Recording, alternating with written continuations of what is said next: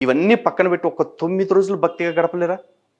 ఈ 9 రోజులు భక్తిగా గడపడానికి కూడా దానిలో మళ్ళీ ఒకరోజు పిల్లలకి ఎంటర్‌టైన్‌మెంట్, ఒకరోజు పెద్దవాళ్ళకి ఎంటర్‌టైన్‌మెంట్ అని పెడుతున్నారు. నిజంగా ఒకవేళ మీరు ఎంటర్‌టైన్‌మెంట్ చెయ్యాలి అనుకుంటే 1 గంట, 2 గంటలో మన భారతీయ కళలు ఎన్నో అంతరించిపోతున్నాయి. ఈ రోజుకి చాలా ఉన్నాయి.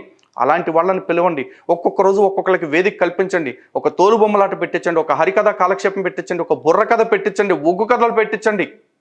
లేకపోతే వీధి భాగవతులు ఉంటారు, వాళ్ళని పిలిచి వాళ్ళకి పోషణ ఇవ్వండి ఒకరోజు. వాళ్ళందరూ కూడా గర్వంగా చెప్పుకుంటారు. మా కళని బతికించడానికి మా ధర్మంలో ఇంకా మనుషులు ఉన్నారు అన్న విషయాన్ని 10 మందికి చెప్తారు. మీకు కూడా ఒక తృప్తి ఉంటుంది. మా మండపం ద్వారా మేము మా సంస్కృతిని, సంప్రదాయాన్ని కాపాడుకుంటున్నాం, వాటిని ప్రచారం చేస్తున్నాం అన్న విషయం మీకు కూడా గర్వంగా ఉంటుంది. ఇక కొన్ని చోట్లయితే మరింత దారుణమైన పైత్యం. ఏకంగా సినిమా పాటలు, ఐటమ్ సాంగ్లు, రికార్డింగ్ డాన్సులు పెట్టేసి ఇష్టారాజ్యంగా మండపాల దగ్గర భక్తి అనేది మచ్చుక్కి కూడా కానరాకుండా చేసేస్తూ ఉన్నారు.